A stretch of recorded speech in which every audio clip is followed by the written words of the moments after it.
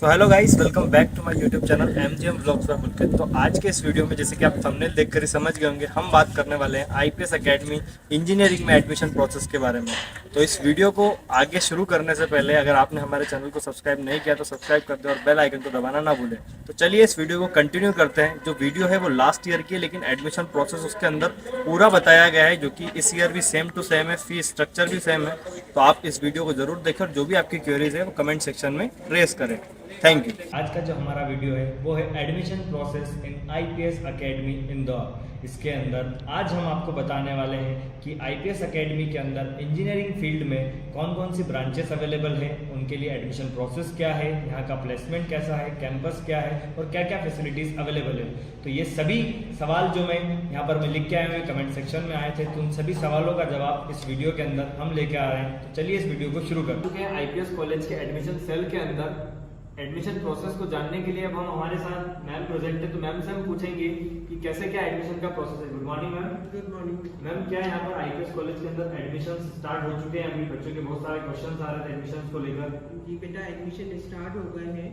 तो ma'am, admission का process क्या है कि जेई के बेसिस पे होगा या फिर 12th के बेसिस पे भी एडमिशन मिलेगा? बेटा, जेई के बेसिस पे पहली प्रायोरिटी है और 12 बेसिस पे भी एडमिशन मिल जाते हैं। जी, तो मैम इसके अंदर कौन कौन से कोर्सेज अवेलेबल हैं यहाँ पर IPS कॉलेज में, वो भी थोड़ा सा बता दीजिए। बेटा, यहाँ इसके अंदर पे है CS जो कंप्यूटर साइंस एंड इंजीनियरिंग है, और इसके बाद में डिफरेंट ब्रांचेस है। हाँ। जैसे CS IT, ठीक है, और CS IML, CS DS, CS IoT and CS cyber security plus BT। ऐसे हमारे यहाँ पे 6 ब्रांचेस है बेटा। तो मैम, बच्चों के बहुत सारे डाउट ये है कि स्पेशलाइजेशन वाला कोर्स लेना चाहिए या फिर कोर सब्जेक्ट वाला लेना चाहिए। बेटा, मैं आपसे एक चीज ये पूछूं कि जो कोर सब्जेक्ट है, CSE जो ब्रांच है कोर है, इसके हाँ। पहले मैकेनिकल, सिविल, EC ये भी सब कोर सब्जेक्ट है, ठीक है। बस एक सिंपल सा आपके पास आप लोग फोन यूज करते हैं। हाँ। मैं आपसे पूछूं कि आप पुराना कीपैड वाला फोन यूज कर, तो क्या आप चलाओ पुराना कीपैड वाला? एडवांसमेंट की तरफ जाए, है ना, एडवांस वाला जो स्मार्ट हो, या आजकल आईफोन यूज करते हैं कि व्हाट्सएप, फेसबुक सब चले। तो वैसे ही बेटा CS है। मैं ऐसे CS को एज पुराना वर्जन नहीं बोलूंगी, बस CS के अंदर अब स्पेशलाइजेशन हो गई। जैसे कि CS IT तो पहले से ही था, बस IML आर्टिफिशियल मशीन लर्निंग है ना, इसके अंदर आप अभी आपने ChatGPT का नाम सुना होगा, है ना। ये किससे बना हुआ? IML plus DS, data science. Data science कहाँ पे यूज आता है? जैसे आप फेसबुक, इंस्टाग्राम या यूट्यूब बहुत सारी चीजें चलाते हो, तो इसका डेटा कहीं ना कहीं स्टोर होता है, हग ऑफ अमाउंट। तो उसका डेटा, यूजफुल डेटा को यूज करने के लिए डेटा साइंटिस्ट की जरूरत होती है। ये IoT, इंटरनेट ऑफ थिंग, कि आप जो चीज सोच रहे हो उसका अप्लाई इंटरनेट के थ्रू कैसे हो। एक बहुत अच्छा एग्जांपल है कि अमिताभ बच्चन एरोप्लेन से आते हैं और वो अपना घर का AC ऑन कर देते हैं, ठीक है। Cyber security and blockchain technology अभी आ रही है इंडिया में, फॉरेन में तो ये है ना, क्रिप्टो करेंसी हो ये, और हमारा पूरा डेटा साइबर सिक्योरिटी मतलब पूरा डेटा मोबाइल और सिस्टम में रहता है, तो उसको सिक्योर करने के लिए हमें साइबर इंजीनियर्स की जरूरत है। तो बेटा, ये स्पेशलाइजेशन ब्रांच की भी रिक्वायरमेंट है। और IML जो है उसको 100 सेंचुरी मतलब 100 साल तक के ये ब्रांच है, वो कहीं नहीं जाने वाली। हाँ, मतलब बहुत ज्यादा स्कोप है, और ये सभी ब्रांच है क्योंकि सभी एक दूसरे से कनेक्ट है। तो मैम, आपने यहाँ पर अलग अलग डिफरेंट ब्रांचेस बताई है, इनके अंदर एडमिशन का क्राइटेरिया क्या है? क्योंकि बच्चों को जब पता चलता है कि इतनी सारी ब्रांचेस यहाँ पर में अवेलेबल है, तो उसके मन में ये आता है कि यार मेरे इतने परसेंटाइल है, इतने 12th में परसेंटेज है, तो मुझे कौन सी ब्रांच मिल सकती है? तो आप थोड़ा सा इसके बारे में। बेटा, 12 में हमें रिक्वायरमेंट होती है PCM में 45%, है ना। 45% मिनिमम रिक्वायरमेंट है, बच्चा को ये कंपलसरी है। इससे नीचे रहेगा तो एडमिशन नहीं मिलेगा। वैसे ही जेई में यदि 75% है तो CSE कोर मिल जाता है जी। इसके नीचे है 60%, तो CS IT मिलेगा। उससे नीचे है तो IML मिलेगा, उससे नीचे है तो DS मिलेगा, जेई के परसेंटेज। बट यदि बच्चा ने 12 बेसिस में एडमिशन चाहता है तो cyber security and IoT branch मिलती है। यही ब्रांच उनको मिल सकती है बेटा विदाउट जेई के। बट यदि सीट खाली रही तो 12 बेसिस पे मिल जाएगी, बट सभी एक branches में। हाँ बट कंफर्म नहीं है क्योंकि सीट खाली नहीं रहती है। मतलब अभी करंटली अगर 12 के बेसिस पे लेना चाहे तो इन 2 ब्रांच में मिल सकती हाँ है, ये दो IIT और branch cyber cyber security. Security. लेकिन अगर बाद में सीट बचती है तो सभी ब्रांचेस में मिल सकती है, बट बेटा सीट बचना भी तो चाहिए क्योंकि अगर बचती है इन केस। हाँ ठीक है। तो मैम ये जो ब्रांचेस आपने बताई हैं इनके फीस स्ट्रक्चर सेम है और क्या है या फिर अलग अलग है? ये जितनी भी ब्रांचेस हैं हमारे पास 6 ब्रांचेस, उसकी फीस स्ट्रक्चर सेम है। हाँ। तो मैं बता देती हूँ आपको 1,26,700 रुपीज़ पर एनम फी है। इसको 2 बार में देनी होती है आपको, एक फर्स्ट सेम में एंड सेकेंड सेम में। जी। सेकेंड सेम की जो फीस है 63,350 ये आपको एक बार में पे करनी होती है। एंड फर्स्ट सेम की जो 63,350 फी है आपको ये 2 बार में पे करनी होती ठीक है। है। फर्स्ट होता है 20,000 रुपीज़ एंड सेकेंड होता है 43,350। ठीक है, 20,000 रुपीज़ आपको कब पे करनी है, हम आपसे डिटेल्स लेते हैं सारी। आपका पीसीए में 45% होता है, हम लोग आपके फॉर्म फिल करवाते हैं कॉलेज की, तब आपको कंफर्मेशन के लिए ये 20,000 रुपये देने होते हैं। ठीक है। रिमेनिंग फी आपको, जैसे मान लीजिए आपने डेटा साइंस ब्रांच मिली आपको एंड आपको मिल गया, हमारे कॉलेज में मिल गया, बाकी की रिमेनिंग फी रिपोर्टिंग टाइम पर देने होते हैं, ये उस टाइम पर देने होते हैं। प्लस इसके साथ आपको 2,000 रुपये एडमिनिस्ट्रेटिव चार्ज देना होता है। इसके साथ आपको 1,530 रुपये देने होते हैं डीटीए चार्ज। ये हमारा फीस स्ट्रक्चर है। ठीक है मैम। तो मैम जैसे कि ये फीस है, इसके हाँ। अंदर में क्या क्या फैसिलिटी बच्चों को मिलेगी? इसमें बस इंक्लूड है या फिर अलग से है कॉलेज की? देखो बेटा, ये सिर्फ ट्यूशन फी होती है हमारी, जो बस का होता है ट्रांसपोर्ट फी वो हमारी अलग से होती है।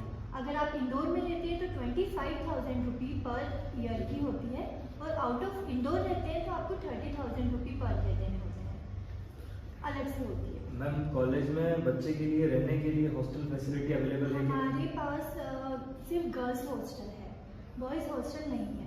हमारे यहाँ गर्ल्स हॉस्टल की 1 ईयर की फ़ी है 1 लाख रुपये, जी। और उसमें फैसिलिटीज़ है। मॉर्निंग में ब्रेकफास्ट मिलता है, टी मिलती है, और लंच मिलेगा, देन 4 बजे टी टाइम होता है, हाँ। और डिनर। जी। मैम फूड की क्वालिटी कैसी क्या है? देखिए, हम जो फैकल्टीज़ हैं वो भी मेस में जाके खाना खाते हैं, हाँ। तो हमको भी पता है कि फूड की क्वालिटी बहुत अच्छी है। जी हाँ, क्योंकि बच्चे को बेसिक हाँ। दिक्कत ये आती है घर से बाहर आता है कि खाना अच्छा नहीं आपको मिलता। बिल्कुल घर जैसा खाना मिलेगा। यहाँ पर स्कूल भी है हमारी, हाँ। तो जो स्कूल के बच्चे खाना खाते हैं वो खाना कॉलेज के बच्चे भी खाते हैं, तो इसलिए कोई प्रॉब्लम ही नहीं है। मैम एक डाउट और आता है कि बच्चा अगर कॉलेज के हॉस्टल में ना रहना चाहे और मेस में खाना खाना चाहे तो क्या उसके लिए मेस अवेलेबल है? यस, वो उसके लिए भी मेस अवेलेबल है। वो अलग से मेस लगवा हाँ, सकता है? अलग से आप उनको पैसे देने पड़ेंगे सिर्फ मेस के, जी। बाकी चलो स्टार्ट।